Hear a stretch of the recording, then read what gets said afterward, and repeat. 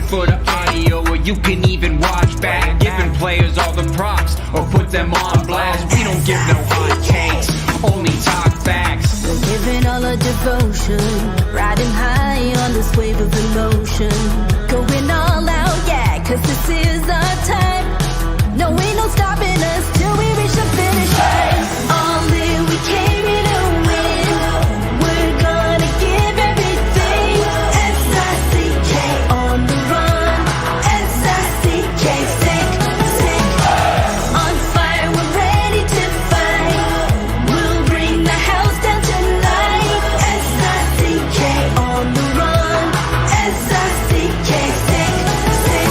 Play it on the car ride, play it when you lounge. X and O's, you know that we can hold it down. Shout out to my man Sammy, got it off the ground. And to all the listeners tuned in right now, got debates, analysis, and speculation. This is sports talk for the new generation. You know where to find us, got a reputation. Sick podcast, your #1 sports destination. We're giving all our devotion, riding high on this wave of emotion. Going all out, yeah, cause this is our time. No, ain't no stopping us till we reach the finish line. All in, we came here to win.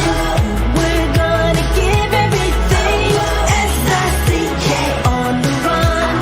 S-I-C-K, sick, sick. On fire, we're ready to fight. We'll bring the house down tonight. S-I-C-K on the run. S-I-C-K, sick, sick. S-I-C-K, it's the sickest podcast. Tune in for the audio, or you can even watch back. Giving players all the props, or put them on blast. We don't give no hot takes, only talk back. S-I-C-K, S-I-C-K, S-I-C-K, S-I-C-K, S-I-C-K, S-I-C-K, S-I-C-K. all in, we came here to win. We're gonna give everything. S-I-C-K on the run. S-I-C-K, sick, sick. S-I-C-K, it's the sickest podcast. Tune in for the audio, or you can even watch back. Giving players all the props, or put them on blast. We don't give no hot takes, only talk facts. We're giving all our devotion, riding high on this wave of emotion. Going all out, yeah, cause this is our time. No, ain't no stopping us till we reach the finish line. All in, we came here to win. We're gonna give everything. S-I-C-K on the run. S-I-C-K, sick, sick. On fire, we're ready to fight. We'll bring the house down tonight. S-I-C-K on the run. S-I-C-K, sick, sick. Play it on the car ride, play it when you lounge.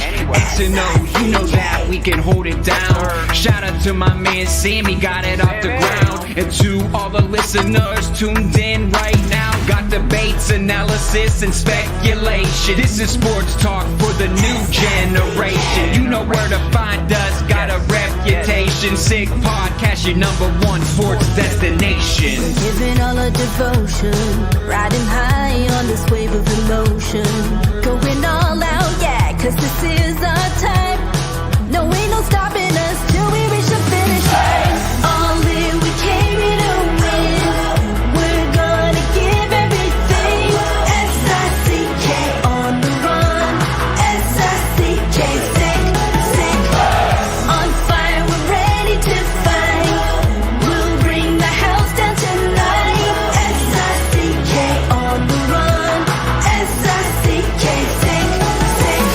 S-I-C-K, it's the sickest podcast. Tune in for the audio, or you can even watch back. Giving players all the props, or put them on blast. We don't give no hot takes, only talk back. S-I-C-K, S-I-C-K, S-I-C-K, S-I-C-K, S-I-C-K. S-I-C-K. Turn up your volume. Because you're about to listen to The Sick Podcast. With Tony Marinaro. 55 seconds left in the penalty, a minute and 27 seconds left in regulation time. Boston 4, Montreal 3. Lafleur coming out rather gingerly on the right side. He gives it into Lemaire, back to Lafleur. Oh! The sickest Montreal Canadiens podcast. You're in the ball! Sports entertainment like no other. Rejoint, on lui fait perdre la rondelle, une passe devant. Et c'est le dégagement et ce sera la victoire des Canadiens. Coupe Stanley pour les Canadiens. Le 23e de l'histoire. You found the dogs! John, you found the dogs! He found the dogs! And all together, they work the young team to the top. And now, a 24th Stanley Cup banner will hang from the rafters of the famous Forum in Montreal. The Canadiens win the Stanley Cup. Brought to you by Energy Transportation Group. Driven to be different. La Bittt.tb. It's gonna be sick.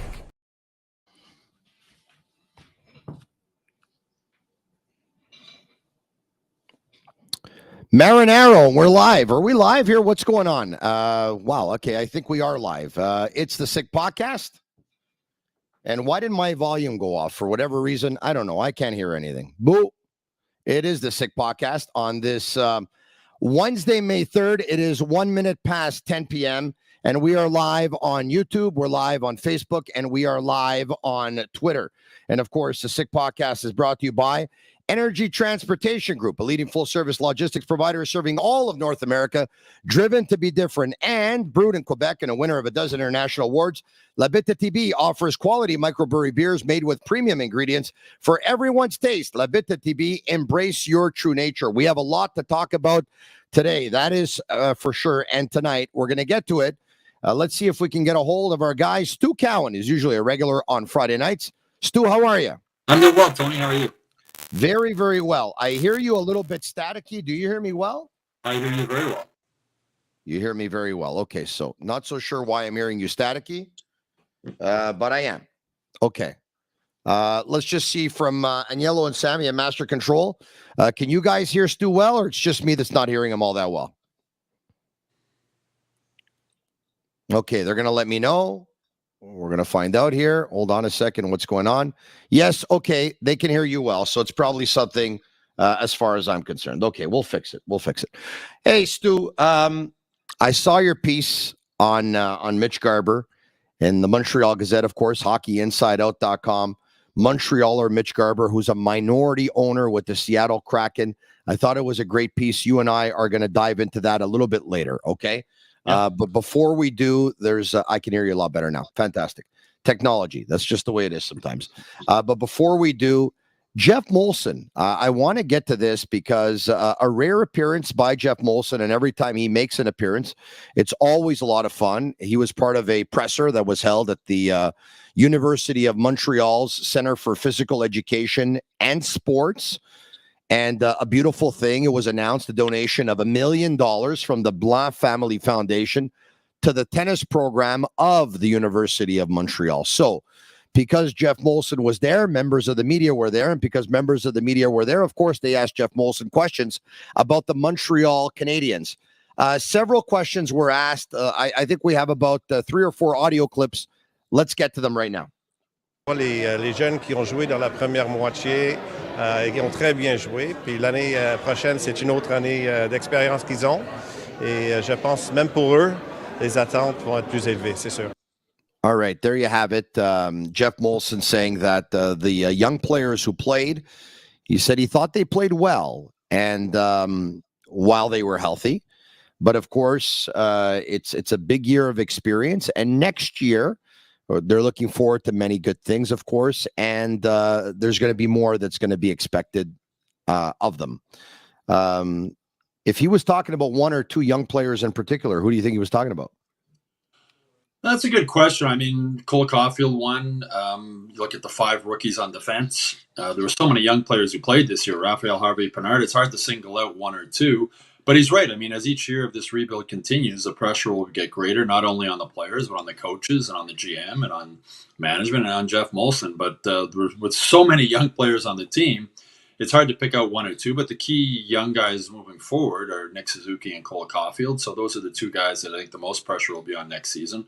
To see if they can continue to build on what they have this season. Obviously, Cole missed a lot of time with a shoulder injury. It'll be interesting to see how he bounces back from that. But when you look back at this season, it really is incredible how many young guys played. And, a guy like Raphael Harvey-Pinard, who would have never got an opportunity this year if the Canes didn't lose 751 games or whatever it was, man games to injuries, and made the most of his opportunity. A lot of the young guys did. So next year, the sophomore jinx is one of those things, in sports. All the guys who played well this season in their first season, some of them won't play as well next season. You hope some of them will play better. But to single out one or two is kind of difficult with so many young guys that played this year, so many rookies. Hey, Stu, about a year ago, you were a regular contributor on Brunching with Marinaro, of course. It was a show that we would have going live on Sunday mornings. If I can remember, I think it was around at 11 o'clock. It still left an impression. Biggest Habs fan in the Big Smoke says, Stu Cowan is my favorite collaborator. Bring back Brunching with Marinaro. Stu, we can't even have Sundays off, Stu. We can't even have Sundays off. Well, you know what? I learned early in this business, Ian McDonald, who sadly has passed away a few years ago, but covered the Expos for years and years at the Gazette. And he gave me great advice when I was young. He said, if you want to work 9 to 5, Monday to Friday, go work in a bank. Sports are 7 days a week, 24/7, and that's the reality of this business. Stu has a beautiful pool at his place in Brassard. He's got a beautiful deck.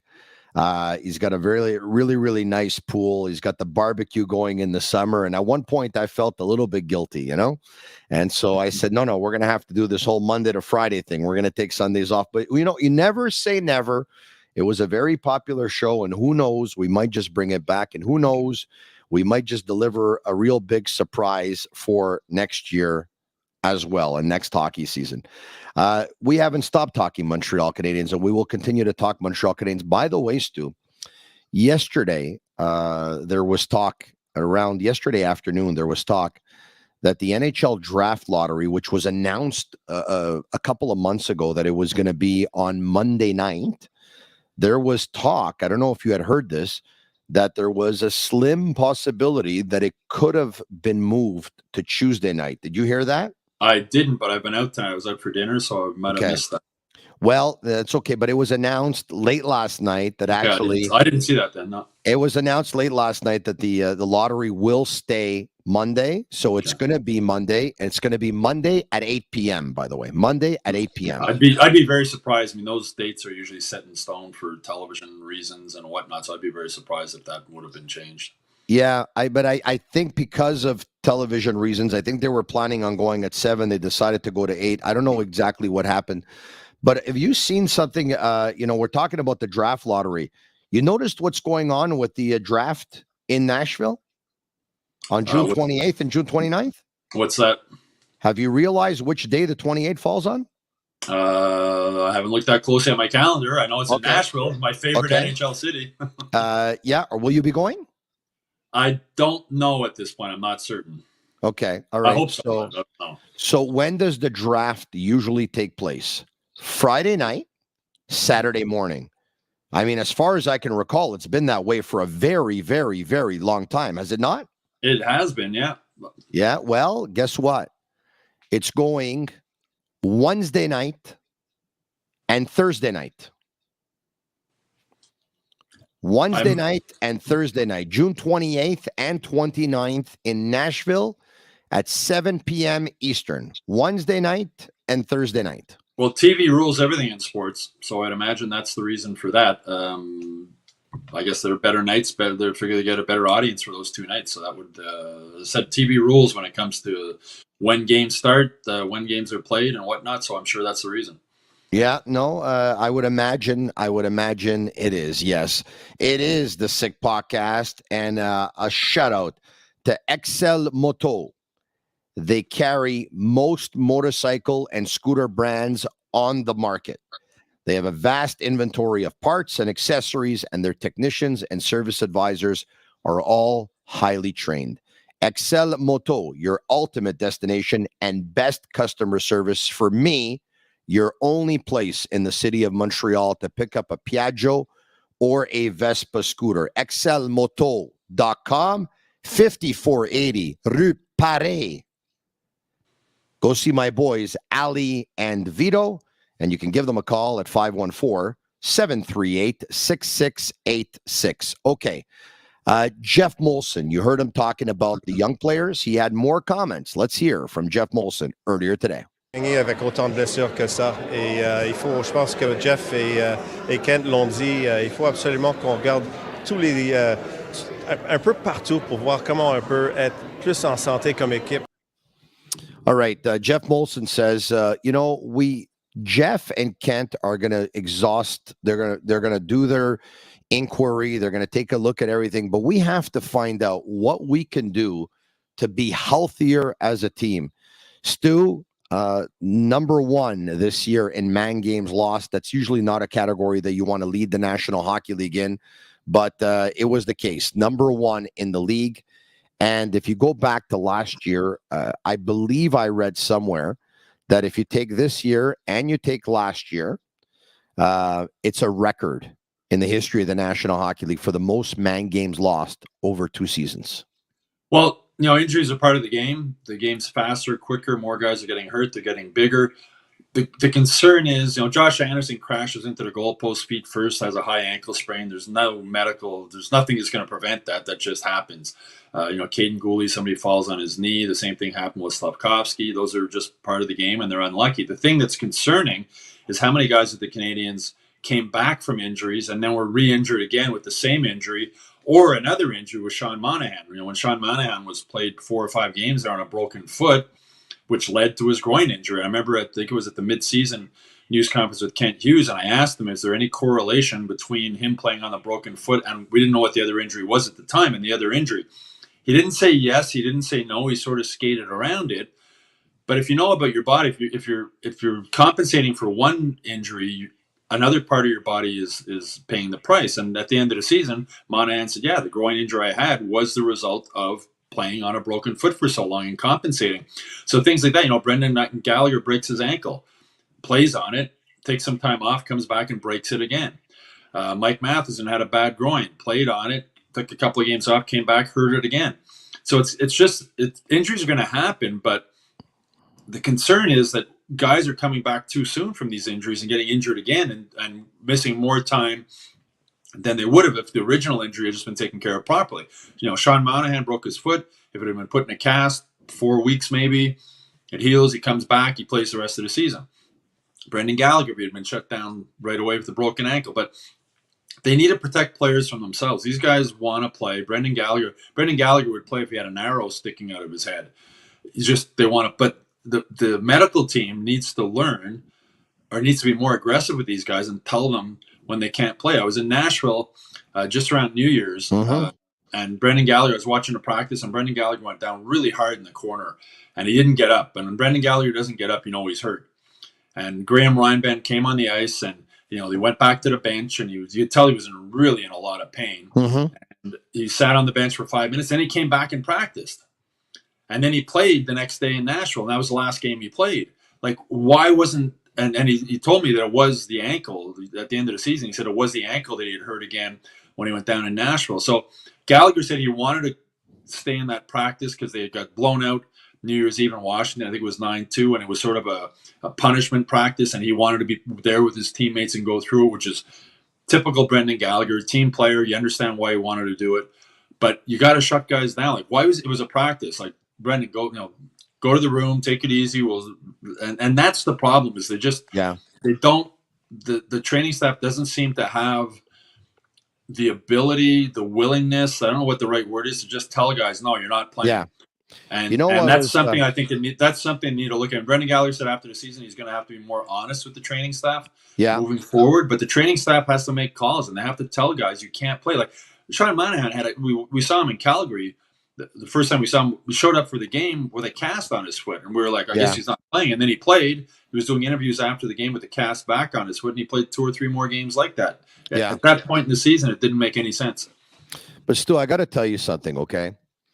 I understand why Sean Monahan would want to play through an injury, okay? He's in the final year of his contract. He's an unrestricted free agent at the end of the year. He's in the prime of his career as far as age is concerned. Unfortunately, not as far as health is concerned, because he's been banged up over the past couple of years. This guy's looking for one more contract, maybe even two more contracts. All right. This guy's trying to cash in.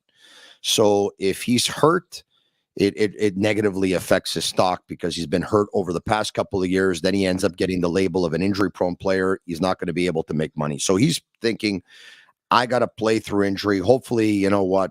He's probably thinking it's going to get better, but injuries don't get better when you play on them. He's hoping that he can put up numbers, and he's hoping that he can press other teams around the National Hockey League. It's not right. It's not right, but that's what he's thinking. But what I'm getting at is, I don't understand for the life of me, Stu, besides the fact that Brendan Gallagher is like one of the biggest gamers and one of the best competitors I've ever seen in my life. I don't understand for the life of me Brendan Gallagher, who had 4 years left on a contract. It's a guaranteed contract. The Canadians are in a rebuild. They're not going to make the playoffs. Everybody knew that. By him trying to play through an injury, how many times did us members of the media, Stu, and fans and hockey fans all over the world watch the Canadians games, look at Gallagher laboring, look at Gallagher having a hard time to keep up in the play, getting exposed when they're playing versus big-time skating teams, not knowing that he's playing through an injury, and saying to ourselves, oh my God, Gallagher's done. You know what I mean? Like, I don't. Yeah. Well, Monahan, I don't really think with Monahan it was a financial thing. I mean, I understand why he wanted to play that game in Calgary. He spent, was it 9 years or 10 years, whatever it was, in Calgary. Yeah. He had that game circled on his calendar the day he went to Montreal. I understand why he wanted to play in that game. He had 2 assists in that game. Canadians won the game. I believe it was 2-1. I understand.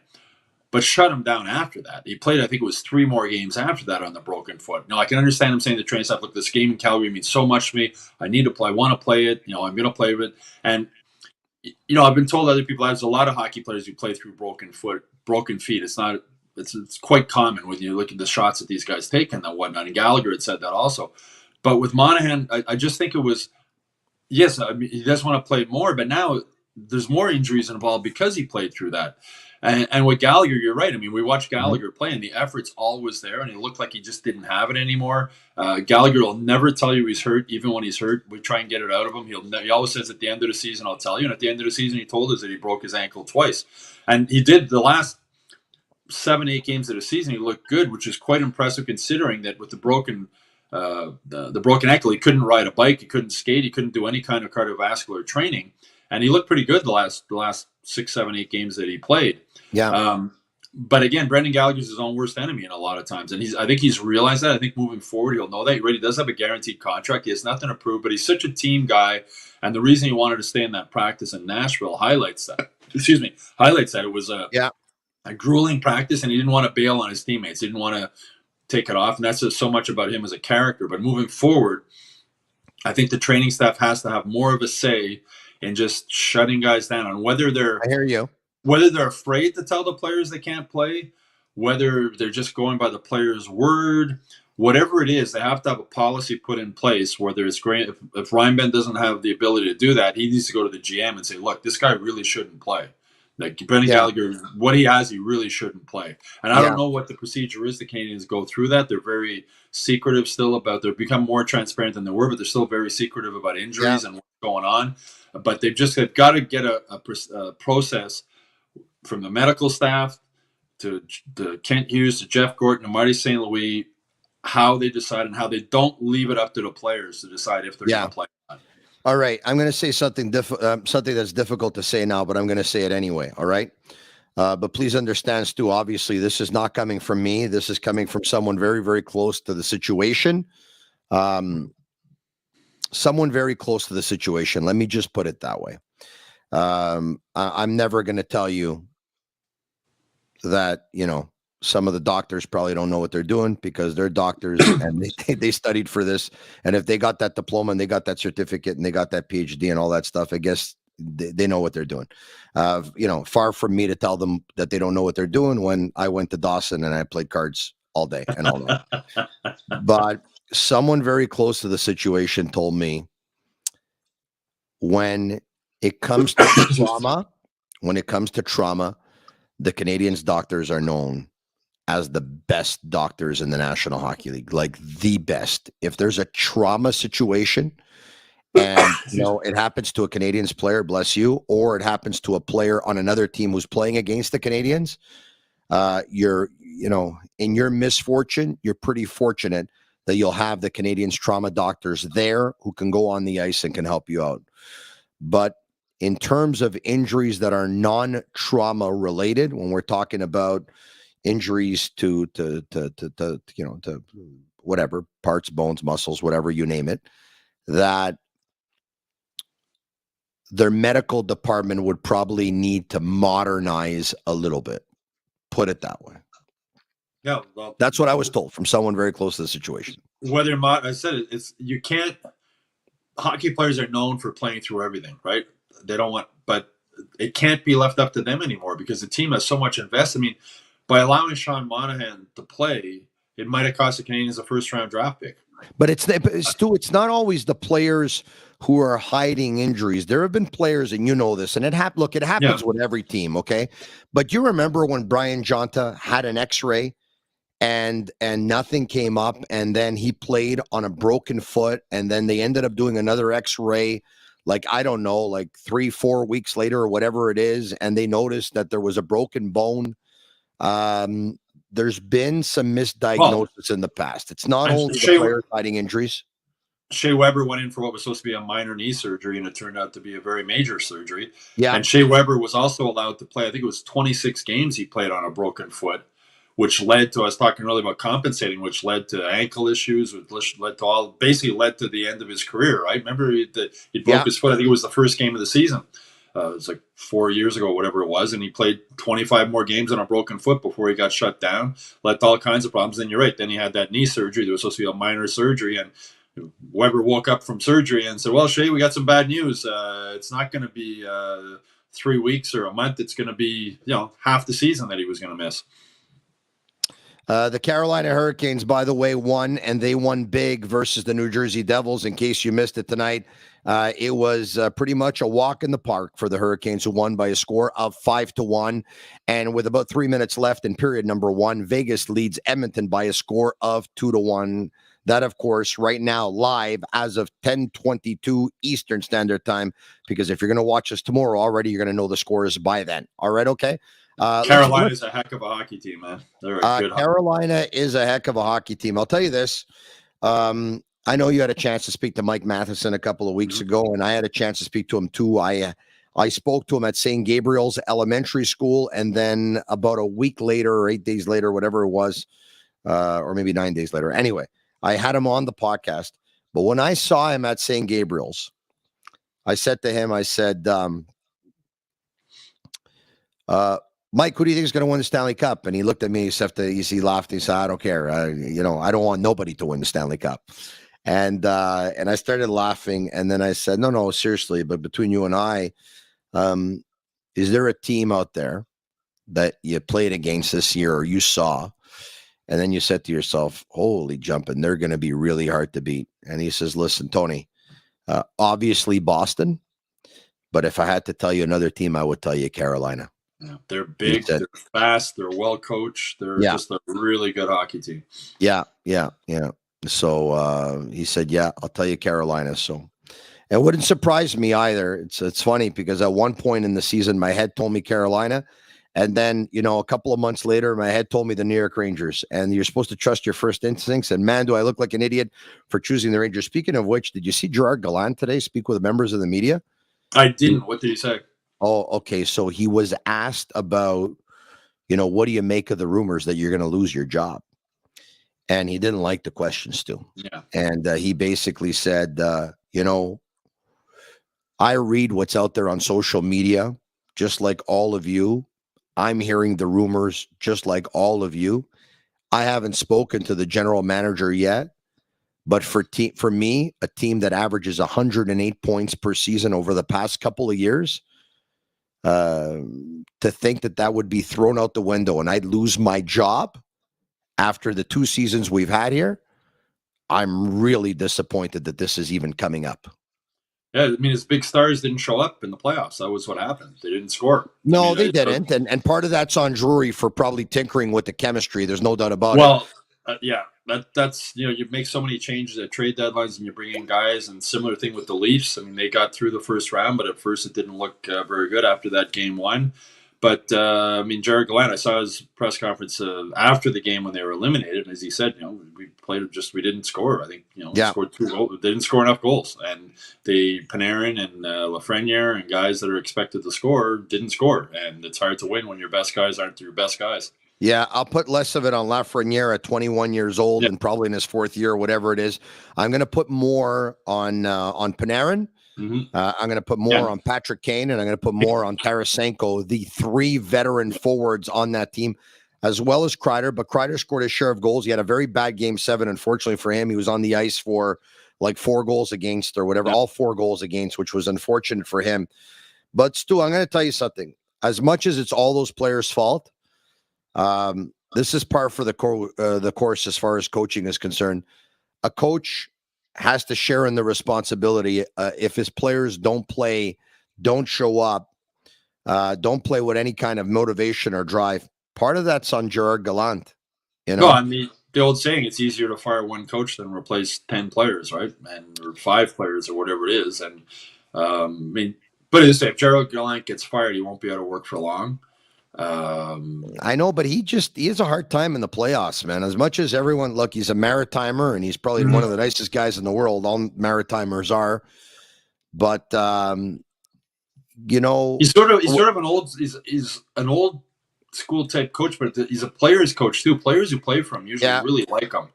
But I know when he was here in Montreal, players really liked him. He's again, I mean, one of the great things about the playoffs, the NHL playoffs, is that they're so unpredictable. I mean, everybody, the Bruins should have won the Stanley Cup this year, right? Judging by the regular season, they were 22 points ahead of the second place team. Yeah. But it's been 10 years since a President's Cup winner won the Stanley Cup. And I think 86-87 was the first season they handed that trophy out. And only 8 teams that won the regular season have won the playoffs. So one of the things that makes the NHL playoffs so great is they're so unpredictable. There's always a top seed going out in the first round. And it's a hard trophy to win. I think it's the hardest trophy in sports to win. It's a 2-month tournament. You play every second night if you go the whole way. And upsets are going to happen. And as you're right, I mean, to me, are you going to judge the coach on 82 games, or are you going to judge him on 6 or 7 games in the playoffs? And again, I mean, when your top players aren't your top players, it's hard to win a short playoff series. Let's hear again from Jeff Molson. Et avant le début de la saison, puis les négociations sont en bonne main avec Jeff et Kent. All right, there you have it. Jeff Molson, when asked about Cole Caulfield's contract, he said, listen, the announcement can happen at any minute now. He says, I'm not going to tell you that it's happening today, but I'm going to tell you that it's obviously going to happen before next season. And, I have a lot of confidence because it's obviously in Jeff's hands and in Kent's hands, and they're going to take care of it. Stu, I said this before. Some people got mad at me for whatever reason, right? I was told that with the 3 weeks left in the season, that Pat Brisson, Cole Caulfield, Kent Hughes, Jeff Gordon, they spent one entire weekend with about 3 weeks left in the season. It was a Saturday for sure, maybe a little bit carried over into Sunday, that they were doing Zoom calls and stuff and back and forth, and there were negotiations that were going on. And someone whispered very close to the situation, someone whispered in my ear, the Canadians really want to announce this before the regular season is over. And the regular season was over. I don't remember if the date was the 12th or the 13th. They played the Boston Bruins on a Thursday night, right? That was the end of the regular season. And as it turned out, of course, he's still not signed. And everyone's like, hey, Marinaro, what happened to Cole Caulfield signing his contract extension? Folks, don't get mad at me. I mean, it's not my fault, okay? If I tell you that with 3 weeks left in the regular season, that they were on Zoom calls all weekend and it was progressing. And if I tell you that someone very close to the situation told me that the Montreal Canadiens wanted to announce it before the season was over, that's a fact. Now, if it didn't get done, it didn't get done. Well, what do you want me to tell you? It's not my fault. Everything that happens, they take it out on me. I thought they would announce it at the postmortem when Gorton and Hughes met there the day after they were eliminated. I thought that would be the perfect I mean, I'm sure they would have loved to announce it at that Correct, time. right, Stu? After the But season that they had, they wanted to leave the fans. They would have liked to leave. On an Our optimistic season's note, over, right? Yeah. and here we are. And Jeff Gorton and Kent Hughes come out to do their postmortem news conference, and at the end or at the beginning, I would say, by the way, we have something to announce. Cole Caulfield is signed. They bring Cole Caulfield out, and it was Herb Zurkowski who asked Caulfield the question. I think it was the first question in the scrum that day. He said, "Is there any news on your contract? Anything going on?" He went, "Nope." But the way he said it, it was like a disappointing, like a nope type of thing. It's going to get done. I believe what Molson says. I mean, I compare it to, the Baltimore Ravens were negotiating with Lamar Jackson, and there was all these talks. There was Bittt, and it was this, and there was that. And then when it got signed, their GM said it was just business. We wanted him. We were going to keep him. We love him. We want to keep him here. And it's just, they want this. We want that. It's negotiation back and forth. So I believe what Jeff Molson says, that it's going to get done. There's term. Does Cole want to sign for 8 years? Does he want to bet on himself and sign a shorter term deal? I think it's going to be 3 or 7. If I had to guess and give you 2 years, it could be any amount of years up until 8 years, right? But if you give me 2 guesses, I will tell you that it'll either go 3 or 7. You give me 2 guesses too. Well, the thing is, we'll be able to make fun of each other. It's probably going to be. I think it's going to come in around $7 million a year for whatever the length is. And if I'm Cole Caulfield, I'm signing, it's guaranteed money in the NHL. It's not like the NFL where, you sign a contract, you get hurt, you get cut, it doesn't count. If you're being offered 7 years or 8 years at $7 million, $56 million guaranteed. Yeah. He's had a shoulder injury already. He had surgery on. He's a little guy. Yeah. Injuries are always a risk. It's $56 million you're guaranteed that you're getting. I don't know if you make $56 million or if you make $76 million. If you hold, does your life really change that much? I'd love to be in that situation. I don't know. But when there's that much money on the table and you're a young guy at his age and you're going to probably get another contract after that, I would be leaning towards, personally, or if it was my son, I'd be saying, if they're giving you $56 million guaranteed on the table, I would take it. Yeah, but if your agent's talking to you and your agent thinks you can get 76 instead of 56, if you sign that's right, he's getting 8 to 10% of that. Exactly. Well, exactly. But for me, $20 million more at probably 6 or 7%. It's a lot of money. There's still question marks about Cole Caulfield. I mean, he couldn't score when Dominic Ducharme was coaching, and a lot of that's on coaching. But still the players out there on the ice. Marty St. Louis been the best thing that happened for Cole. He was really good this season. He also got hurt. Again, he's not a big guy. Injuries. If you're in management, that's got to be a concern. Do we want to lock up with this guy for 8 years with the shoulder injury and whatnot? And for him, go back to PK Subban, who bet on himself. He signed that 2-year contract and then cashed in on it afterwards. And I admire a player for doing that, banking on himself. But in a physical sport like hockey, especially when you're a little guy, I would be, if there's long-term money, guaranteed money on the table, and it's around $56 million in that range, I know I would be, if it was my son in that situation, I would be saying that's something that's pretty hard to turn down. Funny because you just brought up PK Subban's name, right? Mm-hmm. And PK Subban, he had that contract of the 8 years, $72 million, right? Yep. I'm going to take a look at Cap Friendly right now because I want to make sure. I just want to get the exact amount that PK Subban made over the course of his National Hockey League career. So he made. What did he make the contract before that, Tony? When he bet on himself, I don't remember off the top of my head. No, so PK Subban made in his first 3 years $875,000 per year. Yeah. Right. Yeah. Then after that, he had a cap hit of 3.1 and 2.7. His salary was $2 million the first year, 3.75 the second year. So his first contract was a total of just over 2.3 million. His second contract was a 2-year deal, a total of $5.75 million. And then his third contract was the 8-year deal at $9 million a year. So he made a total of $78,841,522. But here's the kicker now. You ready? Mm-hmm. He's going to make more money doing television than he did in the National Hockey League because Stephen A. Smith makes over $20 million a year. And I get it. He talks a little bit of everything, but mostly basketball and football. PK Subban is the next Stephen A. Smith of television, and ESPN's going to end up giving him big money, and he'll be the highest paid hockey analyst ever. He might go beyond hockey too. I mean, that personality can carry over. Yeah.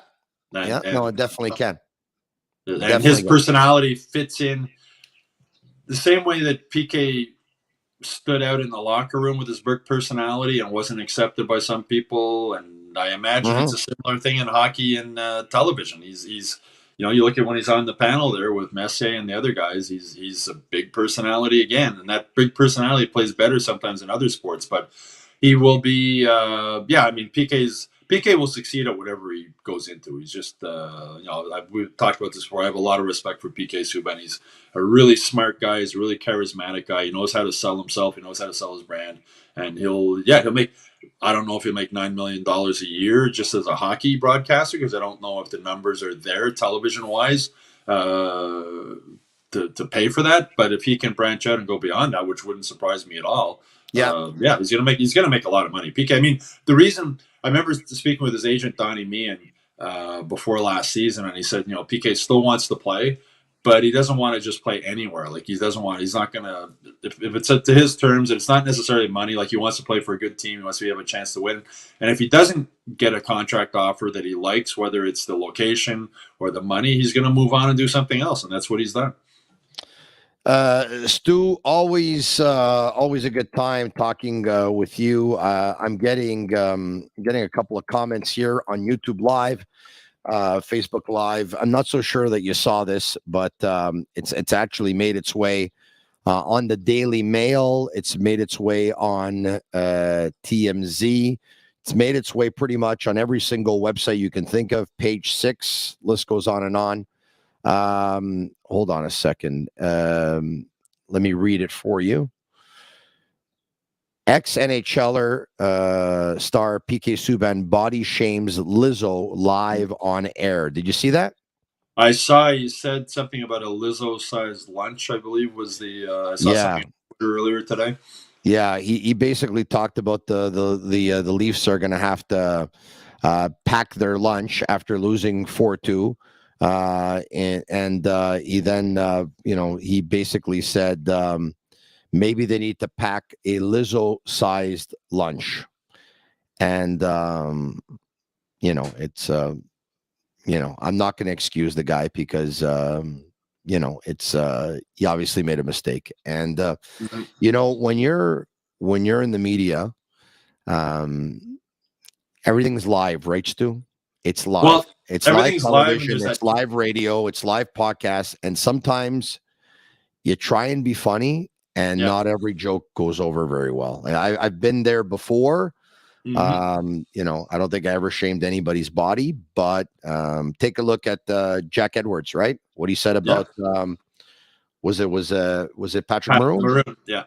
And there's a cancel culture out there, right? Looking for somebody to make a mistake like that. And you're right. I mean, PK try to be funny or something off the top of his head, and I'm sure in hindsight he regrets saying it, and it'll be interesting to see what the fallout is from it. But from being around PK a lot, I mean, he's not the guy who's intentionally trying to hurt someone or body shame someone, and it's just it's something he said off the top of his head, trying to be funny, trying to be cute, and it didn't work that way. So it'll be interesting to see what the reaction is. I mean, I'm sure PK will apologize for it.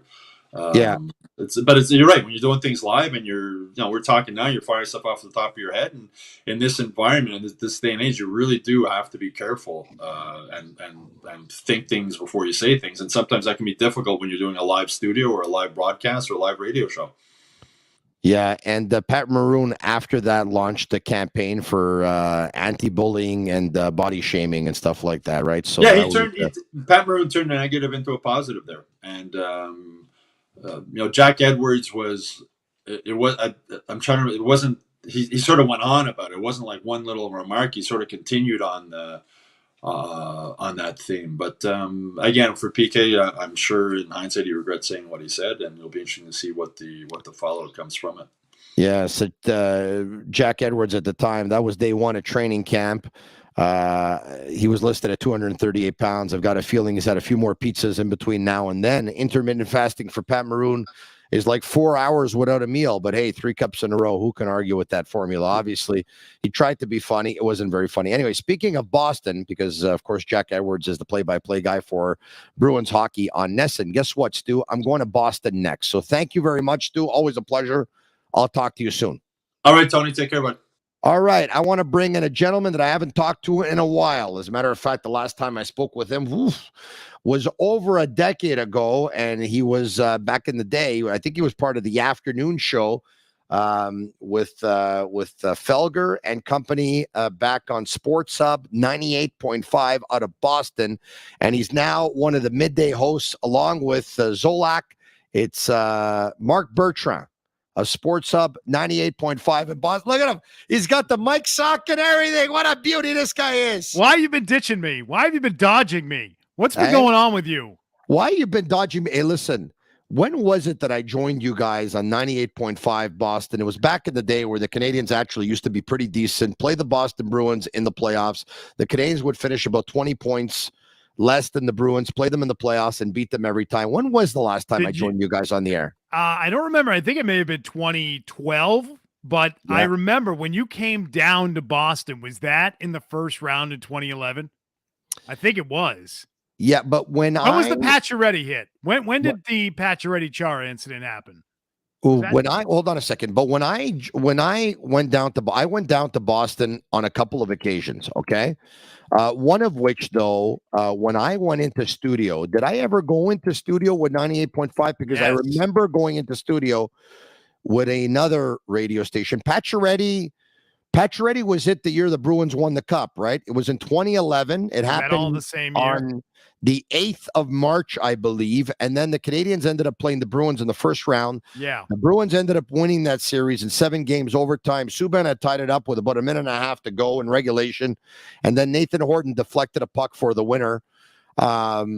But I was down in Boston. I went on. That's when you came in studio. You came in studio the first round of the playoffs in 2011, which, as you just said, was a couple of months after the Pacioretty thing had happened. Yeah. Okay. So that was all that year. That was the last time I saw you. How's my buddy Felger, who works the afternoon drive show in Boston, doing? Because, I delivered the smackdown on him, big time, like on a couple of occasions. My question to you is, 10 years later, has he recuperated? I think he has. I think he's been doing okay. Listen, it's pretty much the same. Now, we've moved studios twice since then, but it's pretty much the same group of people at the station. Maz is still there. Yeah. It's Felger and Maserati. I was on that show, and now I'm middays with Zolak, as you just said. So I have that effect on people, by the way. I go in, I deliver the smackdown, and then the demons end up staying in studio that the producers and the bosses and the general managers, and they feel we have to get out of here because Marinaro has absolutely cursed this place. We need the rivalry to be rekindled. We need the Canadians to be in the mix again on a regular basis so that there can be that rivalry as great as it is. You're right. I mean, that's going to help for sure. But even at that, even with the Canadians stinking and the Boston Bruins being the best team in the regular season, I can still get you on the podcast tonight and I can mock the Boston Bruins for one of the biggest choke jobs, if not the biggest choke job in the history of the Stanley Cup playoffs. Yeah, I mean, we've been talking this week, not just about that, how it's one of the biggest choke jobs ever, but how it compares to other Bruins choke jobs, not all time. And I know we've had callers that have called us and said, don't forget 1971. Whoa, it's 1971. They were up 5-1 versus the Montreal Canadiens, which I believe was game 2. They end up losing 7-5. That game was played in Boston. Yes. That's the year the Boston Bruins had 30-plus points more than the Canadiens, I believe. I believe they had I don't know how many 50-goal scorers they had and how many players they had over 100 points. I believe they scored 100 goals more than the Canadiens in the regular season. Ken Dryden came in. He stood on his head, and the Canadiens beat the Boston Bruins in 7 games. Game 7 in Boston. The Canadiens go on to win the Stanley Cup, of course, that year, naturally. Yes. So that has been one that's been brought up. One of their collapses was 71. But I just would like to keep it within this current era of Bruins, which is Chara and Bergeron and Krejci and Marchand. And if you want to include Rask in that, you could do that too. But just that era, the last 15 to 20 years, they have won so many regular season games. They have had so many good players that have stuck together for a long stretch of time, that have been in the playoffs so many times. And they have on their resume, they've got this, which I think trumps all of them, right? This is number one. This is the worst thing that they've had. But they had 2019 when they lost at home in a game 7 and didn't really show up against St. Louis. And I felt, and a lot of people felt, that they were a more talented team than St. Louis, but they couldn't beat St. Louis. They had a game 7 at home, and they didn't really show for that one. They had the 2010 series against the Flyers that they were up 3-0 and lost that year in 2010. They've got some pretty bad collapses. They've got 3 major epic, remember it for the rest of time collapses with this group, and they've got 1 cup. And it just feels like they should have had more. They should have won more than once. And you could say the same thing about that 70s group of Bruins with Espo and Orr, that they won it twice. And I think that group and some of those guys would tell you, Derek Sanderson, I think, has said something to the effect of, like, we should have probably won more, but they, enjoyed their free time a little bit too much maybe back then. And you could say the same thing about this era. They should have won more. They should have been better than what they ended up with. Hey, you remember, speaking of Bruins and speaking of collapses, you remember the article by Kevin Paul DuPont of the Boston Globe, April 19, 2004. I'm there. I'm in Boston. The Canadiens had a much better regular season than the Boston Bruins. Game 7 is about to be played in Boston. On the morning of Game 7, all the members of the media, Boston and Montreal, are in the Boston Bruins locker room. Joe Thornton's getting interviewed. The players are getting interviewed. I believe Thornton was getting interviewed, or maybe it wasn't him.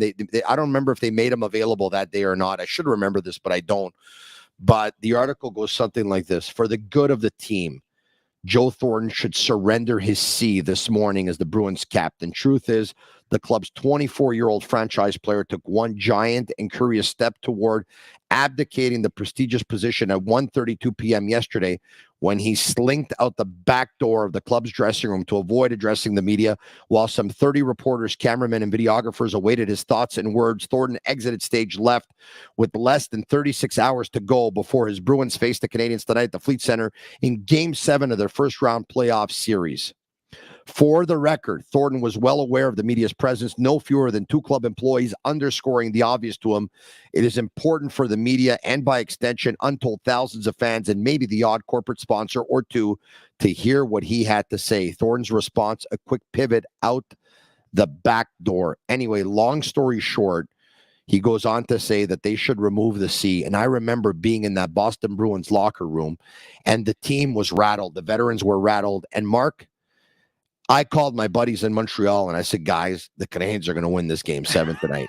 And they said, you think so? I said, guys, bank the Canadiens. The Bruins are rattled. And guess what? Joe Thornton had an awful Game 7. Saku Koivu outplayed him again, and the Canadiens eliminated the Boston Bruins. What a beautiful thing that was, watching the Canadiens eliminate the Bruins in Boston. I can never get enough. It's such a beautiful thing. I can't wait for the Canadiens to be good again, Mark. I can't either. Listen, it's fun. It's far more fun when the Canadiens are good. And this job could be far more fun. We could talk more frequently if the Canadiens are good again. You know what? You can come on my show. I'll keep coming on your show. We can have fun again, Tony. That's what we need. But on Jumbo Joe, I remember years later, Mike O'Connell came on our station with Felger, and he admitted that when he traded Joe away, that it was basically because he thought, and the debate about the return wasn't great, but what he said was basically, and I'm paraphrasing because these are my words and not his, but he basically said that he's a losing player and that it didn't matter, because they didn't think they were ever going to win with the guy. And so they had made the decision internally to move on from the player. So whatever was going on there wasn't just being picked up on by the media. There were people in that front office that felt the exact same way. This is a great conversation thus far. I'm so happy that you and I have connected after so many years away. I don't know what we send each other the occasional text every now and then because we're big wrestling fans, and we talk about wrestling for whatever reason. We stopped talking about the Bruins and the Canadians. We've had a chance to reconnect now. It's pretty cool. For those of you watching on YouTube Live, Facebook Live, Twitter Live, if you like what you're hearing, like it, share it with your friends. Comment SICK, SICK, SICK, SICK. And if you're going to listen via Google, Apple, or Spotify, leave us a 5-star review. It's our way of feeling the love. All right, okay. The reason why I got you on tonight, besides the fact I wanted to mock your Boston Bruins for picking up 135 points in the regular season and blowing a series lead versus the Florida Panthers and getting eliminated on home ice again.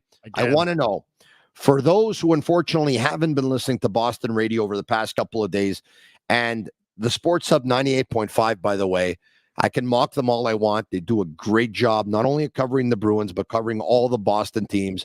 It's sports radio at its finest. Do they have someone the caliber of a Tony Marinaro? No, but it's very good.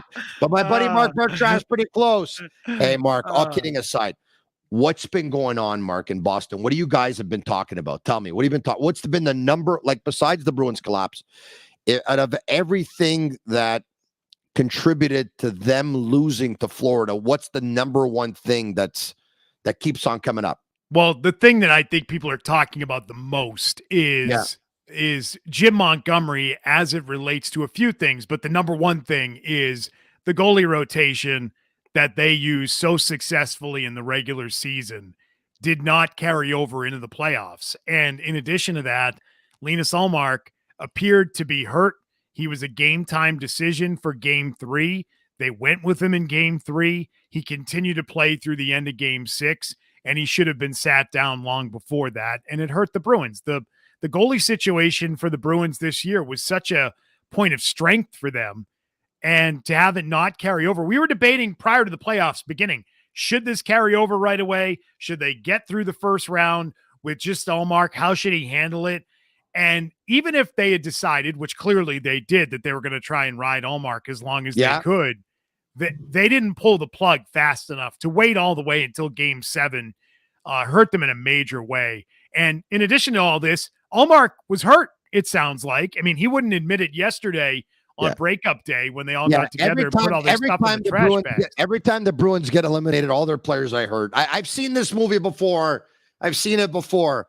Excuses. They're all a bunch of divers. I'll tell you this though, embellishment specialists. It's no revisionist history for me, because last Friday ahead of Game 6, I said they've got to sit this guy down. He's hurt. They got to put this guy down. I mean, you get him off the ice. Put Swayman in. Swayman's healthy, and they refused to do it. And then in that game, after 4 goals, they still didn't pull him off the ice, and so they should have benched him a lot sooner than they did. And I know what you're saying. The Bruins have all these injuries after the fact.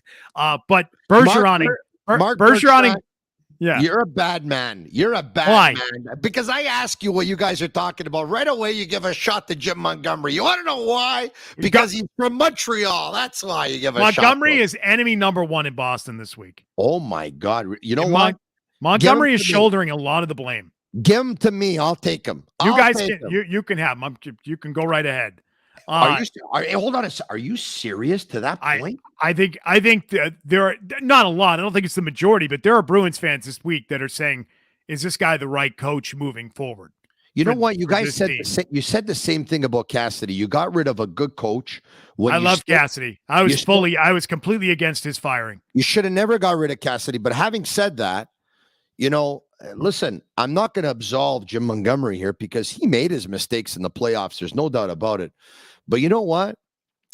When Bergeron and Krejci came, this is not a popular thing to say, but I'm going to say it anyway. It's not the first time I say something unpopular, so I'll continue to be myself. When Bergeron and Krejci came back, they were a worse hockey team. And there's a couple of things that happened. Number one, they were not 100%. They really weren't. I mean, you can tell, even though Bergeron scored a goal, Krejci scored a goal, they weren't 100%, number one. Number two, you know what I think happened? I think a lot of players on that team who were giving 100% without those guys, when they came back, they said, you know what, we can give 75% because these guys are going to give the extra. And I think that did them in. And obviously, look, I wouldn't have gone with the goalie change in Game 7. Now, in Game 6, would I have pulled Ullmark to put in Swayman? Yes. But in game 7, I wouldn't have changed my goalie because I think the message you have to send is if we're at our best and we play our best, we're better than Florida, we're going to win. So by pulling Ullmark to make Swayman play game 7, I thought it sent a panic message throughout the room. But I'm no coach. I'm just a guy, with a microphone in front of me. Swayman was better in 7 than Ullmark had been in 5 or 6. So if they had benched Ullmark, and they lost all 3. Yeah. If they had benched Ullmark in game 6, they may have won that game and not coughed it up at the end the way that they did. If they had started Swayman in game 6, they probably win the series. And so that move right there, that could have saved them. Yeah. And that's not to say the Bruins played well, because they didn't. They took a 3-1 series lead, and they were not playing their best hockey. They were not the best version of themselves. I don't think they played great hockey at any point in this series. I thought up 3-1, they were going to survive the first round. I didn't think there was any chance they were going to lose the series. But I think the feeling in Boston was these guys are up 3-1, and they haven't even played all that well. Jim Montgomery, after game 1, looked at it and said, I'd give my team a C- right now. Or C+, whatever he said. He goes, there's C grade. Yeah. We didn't play well, and we got out of this with a win. And so I think there was a lot of confidence that they were going to win this series, even though they hadn't played their best and they were dealing with missing Bergeron at the start. And so Jim Montgomery's catching a lot of flack for a bunch of reasons. One of them is that he played everybody in the last game in Montreal. And so I disagree with that. That's a big mistake. I don't think it is. I don't think it is, and here's why. Because Bergeron came out and said, he said that he went to Montgomery, and this is before the game had even happened, so it's not going back. Yeah. He said to him, we've won the President's Trophy before, and the end result hasn't been good, and we need to ramp up and be ready for the playoffs game 1. We can't rest everybody the rest of the way, and they got a ton of rest over their last 10 games. They were sitting guys almost every single night. And so that final game, everybody played. Everybody was back in the lineup. And that was Bergeron, not Montgomery. Okay, and so, but here's the deal. I don't mind it. No, I mind it. And I'm going to tell you why. And I love Jim Montgomery, by the way. But I'm at the same time, I'm going to say what I think, okay? For what it's worth. Who's coaching the team here? Patrice Bergeron or Jim Montgomery? Who's the coach? I think it's been Patrice Bergeron for a lot of this year. I think Jim Montgomery's relied on Patrice Bergeron to run this team. Whoa. Yes. But now you're taking away all the credit from Montgomery, too. You're going to give it all to Bergeron. Well, there are some things that Bergeron has not done, which is change the lines, as was done repeatedly in this series. That's not on Bergeron. Okay. So in terms of running the room over the course of the year and handling players, I think Patrice Bergeron has almost been an assistant coach on this team. Okay, so perfect. And maybe he will be going forward. So let me ask you. I doubt it. He's got too much money. Yeah, I understand that. You know what? Front office, team president. Something like that. He's got a lot of money. He's on television right now. You know what it's called? It's called passion and love of the game. Okay. So now here's the deal. Yeah. Maybe he might be team president, or he might, he might replace Cam. Watch out for that. Or he might be next to Cam, right? So you have the yin and the yang. You have one guy who punches walls, and you have the other guy who says, you know what? Have a chamomile. All right. If Patrice Bergeron will come to me and say, Coach, listen, we won the President's Trophy before. We need to get on a little bit of a roll here. We need to play everyone, all right? You know what I would say? I'd say, listen, Patrice, I respect your opinion a lot. And, but I'm going to say we have to rest a couple of players. And let's have a discussion about it. And he would say, no, we shouldn't rest players because of this. And I would say, Patrice, what happens if you get hurt?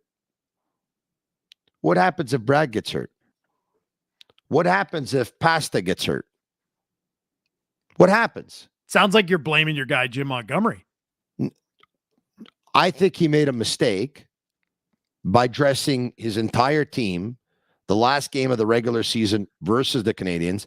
And I think another thing that happened with this group, and I'm far from it, okay? I'm detached. I'm in Montreal. They're in Boston. You're in Boston. You have a better feel of that team than I do. So you know what? And so I'm sure you have a better opinion on it. But I believe that they got caught up with their regular season and they put too much stake into the regular season and breaking the record. That's what I believe happened. I think that's one of the things that happened. playing all the. Patrice Bergeron got hurt fair. in a meaningless game. He got hurt in a meaningless game. Who My cares response if they to lost that would 7-0 to the Canadiens that game. But my response would be: would it make you feel better if he had been hurt a week before, or he got hurt in the first 5 minutes of or the first 10 minutes of game one? But he didn't, though. He didn't. He got hurt the final game in Montreal. If he doesn't play that game, he's not hurt. At least their reasoning for playing in that game made some sense. And by the way, Jim Montgomery has not denied this. I mean, he's basically admitted that he respected Bergeron, and that's why they went the way that they did. Mark, I don't think it makes sense, and I'm going to tell you why. The Boston Bruins, on paper, had by far the deepest team in the National Hockey League. I would agree. If they're healthy and they play their best hockey, it's their cup to lose. I know that the playoffs is a different season, but if the Boston Bruins were healthy and played their best hockey, it's their cup to lose. Instead, they got a key player, the guy who you say has been coaching the team most of the year and serves as an assistant coach on this team, Patrice Bergeron. He's out, and when he comes back, he's never really able to find his form. Well, and there's a lot of reasons why they lost. Brad Marchand scores that goal in the breakaway. They win. Yeah, and he had it right there on his stick, and he could have done that, and they could have won the series. And so back to Montgomery, though, some of the things he's getting heat for is that, which you agree with, that was a mistake. Yeah. Switching up the lines, breaking up Bergeron and Marchand at one point, and that didn't go over well. I mean, that was the start of Game 5. Yeah. And it didn't last long, but it led to a goal right out of the gate. David Pastrnak looked lost during that time. He was changing the lines all the time. In Game 6, he benched Matt Grzelcyk. Grzelcyk became the scratch. Clifton came in. Clifton was a disaster.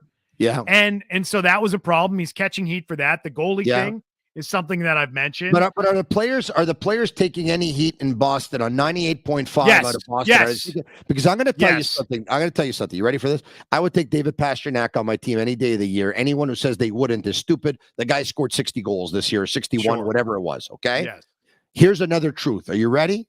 I'm ready for all kinds this guy of doesn't go into Tony, traffic. I've been bashing this team all week, so nothing you tell me is going to offend me. He's a perimeter player. Sure. But that's okay. He doesn't get his nose dirty, but it is okay. But in the playoffs, you need guys that get okay. Hold on. Everyone knows that David Pastrnak is a better, has more talent, natural talent, than Matthew Tkachuk. But in the first round of the playoffs, Matthew Tkachuk was the beast, more so than Pastrnak. Why? Because in the playoffs, the games are played a different way. Matthew Tkachuk got his nose dirty, and David Pastrnak did not. David Pastrnak waited for Bobrovsky to spit out a rebound that he should have had about 20 feet out so he can pounce on a rebound, then jump into the glass and look like he's the hero. So when you're talking about Tkachuk versus Pastrnak, it's a good debate, because you can compare the salaries going forward and which guy would you rather have on your team for a playoff series. And my response was, it doesn't have to be either or, but what the Bruins don't have is a guy like Tkachuk who sort of sets a tone for them in a playoff series. That guy's lacking for them. Bertuzzi, and the top could be that guy. Bertuzzi could be that guy. I see something in him. He could. I don't think he's going to be here going forward. If they find a way to keep him and they find a way to, to straighten out their cap situation to be able to have the dollars to do it, it would be great. But the problem is, Mark, they have to keep him. That guy was born to be a Bruin. Listen to Tony Marinaro for once. For once. He's of the unrestricted free agents, he's the guy that I would want to keep the most. But the Bruins are so hard against it. They're going to have to trade some guys. They're going to have to move some salaries. That might come in the way of Allmark. That could, I suggested last week, maybe they have to look at trading a guy like Taylor Hall, because they've got to free up the salary to do something. And I said last week, if you could trade Hall and keep Bertuzzi as a result, you should do it. And that got some people upset. But hey, just like you, Tony, I just tell it like it is, my friend. That's what I do. Like it is. I just tell it like it is. But here's the thing. In this series, whether it was... had a chance to talk to Cam Neely? Have you had it? And I ask you because you remember that... You remember so that he year... stopped doing radio. He stopped doing radio. He said that he said he did not enjoy speaking with Felger, that it was not a pleasant experience, and that he didn't want to do it anymore. And that was probably 7 years ago now. Wow. He's all done. I gotta tell you something. In what year was this? It's 2011. It's that year the Bruins won the cup, and I hate to keep on bringing it up because the fact that just remembering that they won the cup, it's like one of the worst nights of my life, right? One of the best nights of my life was when the St. Louis Blues went into Boston. They burned Vancouver down when we did that. Yeah, one of the best nights of my life was when the St. Louis Blues went to Boston. They played Game 7, and they beat the Boston Bruins in Game 7 in Boston. Oh my God. It was one of the greatest nights of my life. I'm telling you, it brought back so many memories of Laura Branigan. Gloria, you're always on the run now, running after somebody. You gotta get them somehow. I think you've got to slow down before you start to blow it. I think you're headed for a breakdown. So be careful not to show it. Sing with me, Bertrand. Sing with me. Gloria, Gloria. No, stop. Bertrand, get the. No, it's you really don't remember. Was it something that he said? Are the voices in your head calling Gloria, Gloria? Don't you think you're falling if everybody wants you? Why isn't anybody calling? You don't have to answer. This makes sense that this is the sick podcast. You're a sick man. You know that? I am. But that's why they came up with the name. It's a sick podcast because I'm a sick guy. I'm a sick host. Sick man. Listen, this is a sick conversation. You know that, eh? You know that. Yes. Wait till the folks over at 98.5 see you and I together. I'm telling you, it's going to be unbelievable. They're going to bring me in 100%. They're going to bring everybody at 98.5 loves you. You know that? Eh? Everybody there loves you. Yes. Everything we do is in good. You guys going to bring me in? You want me to move to Boston or what? Hey, imagine having somebody like me, a Montreal Canadiens fan ever since I was like 6.5 years old, move to Boston, work on Boston radio, and hammer the Bruins all day long. That'd be enough to drive Cam Neely crazy. But here's my Neely story. In 2011, the Bruins were winning that final Game 7 by a score of 3-2. PK Subban scored to tie up the game with about a minute and a half. I was on press box row, and Neely wasn't too far from me. I don't know if it happened right after the goal or it actually right at the end of regulation. It was at the end of regulation. Neely walked by the press box, got in the elevator. He was going straight down to the locker room. Okay. When he walked by the press box, there was a big wall, like there was a pillar. Okay. He slapped the pillar with his hand. Boom. I'm telling you, press box row shook. The building was shaking.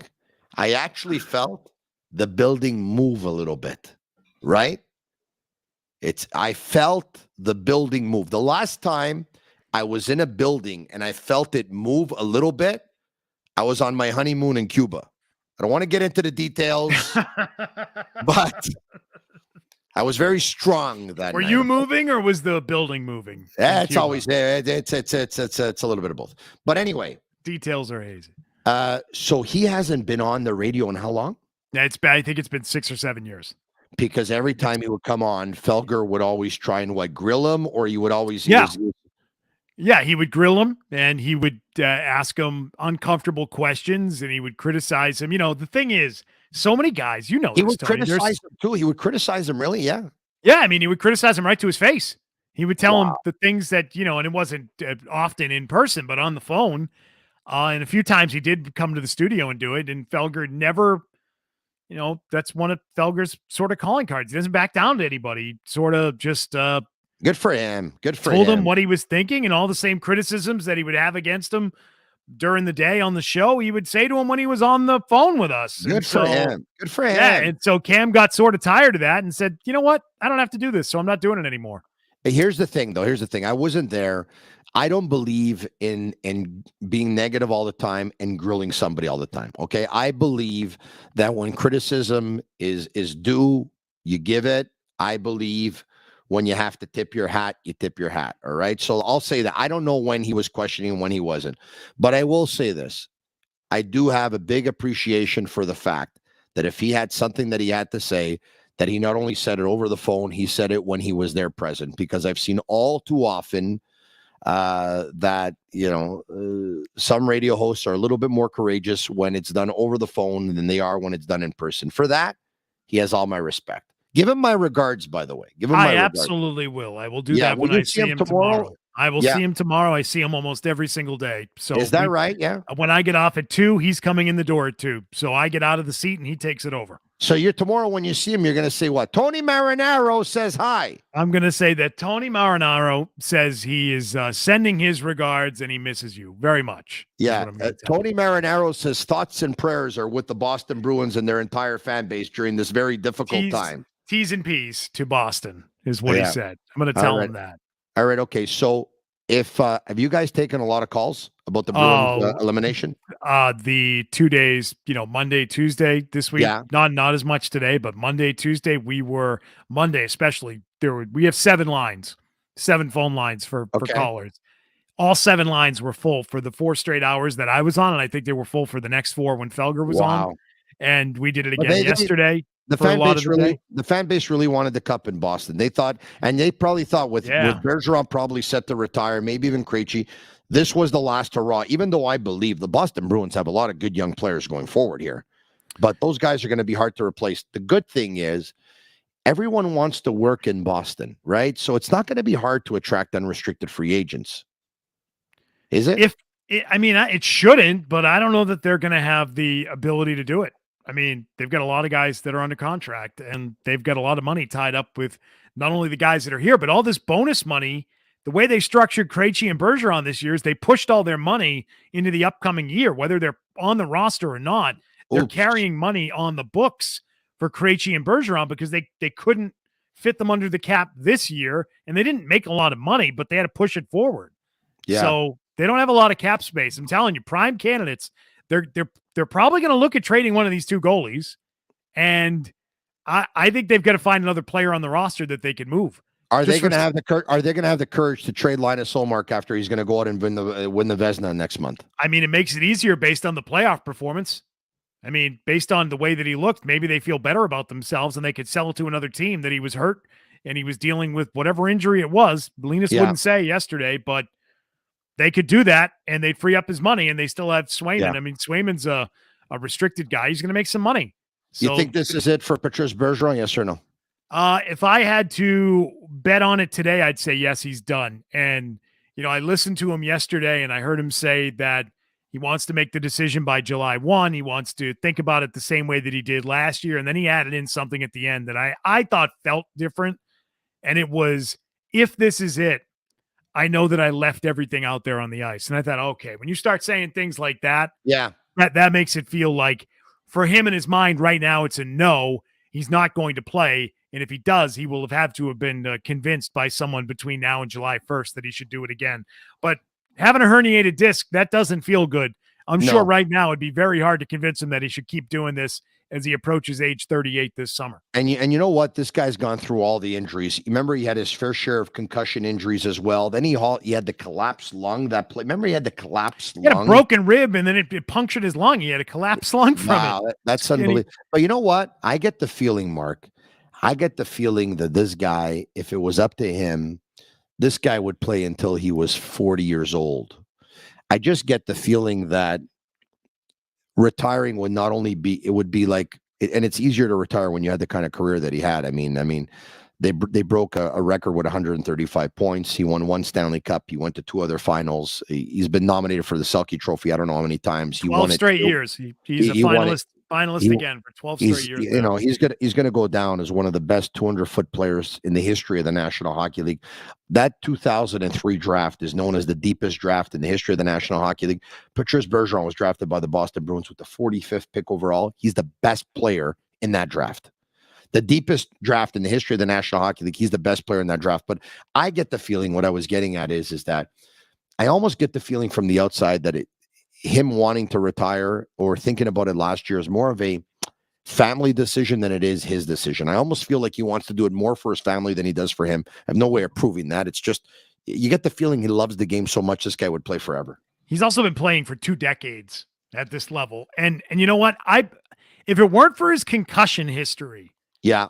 I wonder if he would be, I wonder how, I just would say this. I wonder how that weighs on him or how he considers that, because he does have a concussion history, and we now know more than ever guys that have had multiple concussions, and he's had some severe ones, you know, what that means for you long-term. And when you have kids and you're thinking about your future as a parent, I mean, I wonder how that factors in. I know it would factor in for me if I were in his shoes. So, you know, we're the same age basically, and we've got kids that are in the same age. I think about what's it like being in his shoes right now. Yeah, I hear you. You want to know how much I enjoyed this conversation? Is that this podcast goes from 10 p.m. Eastern to 11 p.m. Eastern. It's 11:14 p.m. All right. So I'm not going to take advantage of the situation anymore, because I have a feeling you're going to end up invoicing me. And I know how much you guys are paid in Boston. I don't know if I'm going to be able to afford it. First one's free, baby. First one's free. First one's free. Thank you. I want to just give you a little taste, you know, Tony. I just want to give you a little something sweet. I'm going to tell you right now, I like what I'm tasting. I think we're going to end up doing this more often. So since the first one's free, this is what we're going to do. We're going to stay until 2:30 in the morning. Okay. Great. I'm on board. Good thing we're in the same time zone. Yeah, no, you're right. Hey, as much as I really would love to continue this, Mark, I got to tell you something. I've known you for a long time. It's not like we text each other every day or we call each other every day, but the beauty of the relationship I think that we have is even though we took shots at each other, even though we poked fun at each other, even though we took shots at the city of Boston, you took shots at the city of Montreal, I took shots at the Bruins, you took shots at the Canadians, your buddy Felger did the same thing, your buddy Maserati did the same thing, your buddy Zolak did the same thing, guys on the other station did the same thing. We had a lot of fun. Is that I catch up with you and I reconnect with you after, unfortunately, way too long. And it looked like we didn't even skip a beat. All right. We just picked up where we left off. And that's the beauty of what we have going on. You are very busy in Boston with the Sports Hub 98.5. You have climbed up through the ranks over the last decade or so. I followed your career. You're now co-hosting with Zolak. You're co-hosting the midday show from 10 a.m. to 2 p.m. Once again, on the Sports Hub 98.5 in Boston. You can be seen on television. I believe it's NBC Sports Boston, is it not? That is correct, yes. Yeah, you can be seen there. When are you on exactly? I know it's around 10 o'clock at night, but are you a regular? Do you have fixed nights?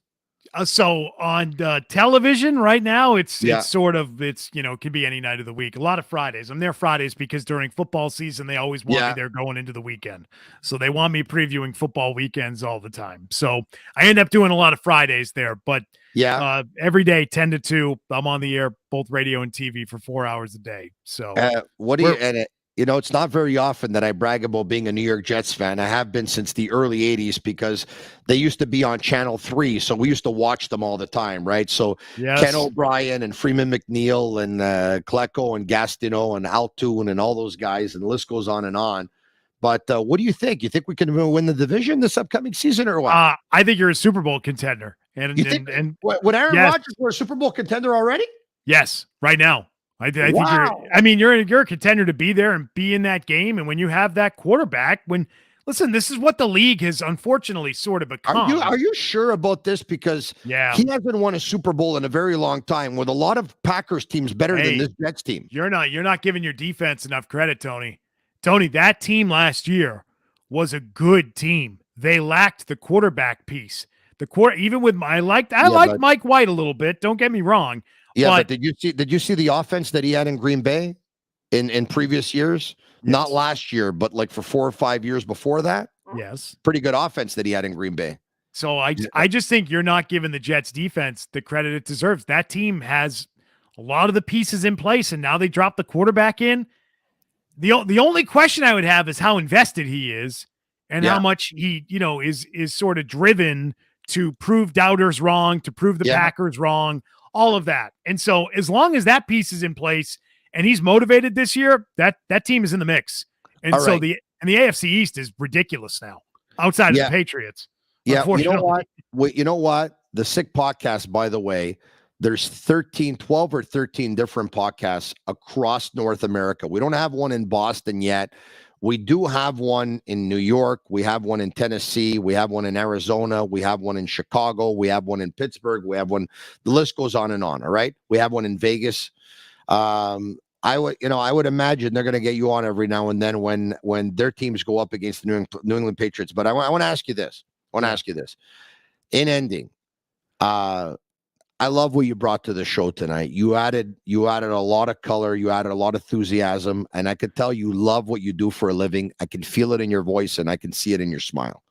How often can you do me this privilege next year? Can we settle for after every time the Canadians play the Bruins, and maybe on average once a month or whatever it is? Yeah, we're gonna do the home and home. You're gonna come on with me. I'm gonna come on with you. You got yourself a deal. Thanks so much. Hey, give my regards to everyone at the Sports Hub 98.5 in Boston, and I hope that they've had a chance to recover from the damage I inflicted on them over a decade ago. I think they're okay. They're okay. Good. I think they're okay. Hey, take care of yourself. Tony, all right? Thank you. Hey, he's Marc Bertrand of Sports Hub, the 98.5 out of Boston, with Zolak between 10 a.m. and 2 p.m. Cheers, bud. We'll talk to you soon. Take care. All right, you too. All right, there you have it. I hope you enjoyed tonight's show as much as I did. He's a cool guy. I like Marc Bertrand a lot, and he's really done well for himself in Boston. And once again, I thought he was really, really good.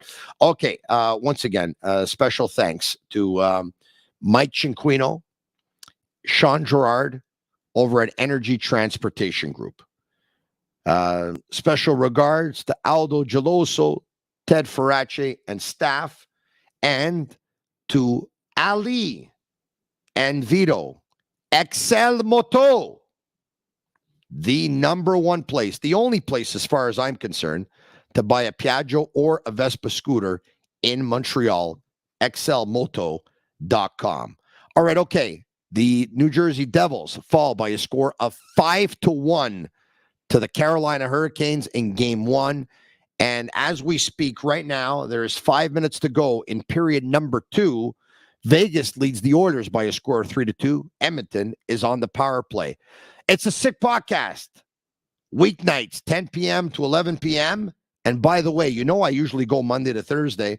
I will let you know that for the next 3 Fridays, this Friday, next Friday, and the Friday after, I'm going to be in for Matthew O'Hain. So for the next 3 Fridays, the Sick Podcast, tomorrow night, same time, same place. Leave us a 5-star review on Google, Apple, or Spotify. If you like the show tonight, like it, share it with your friends. Message SICK, SICK, SICK. To you, my Sick Army, to you, my Sick community, I love you. Back at Master Control, Agnello, Sammy, and Juliana. They're Cavallaro. I'm Marinaro. And that's a wrap. Hope you don't miss us too much until next time. Follow the Sick Podcast with Tony Marinaro on YouTube, Instagram, Facebook, Google Play, and Apple Podcasts. The Sick Podcast is brought to you by Energy Transportation Group. Driven to be different. La Vida Tibi. Embrace your true nature.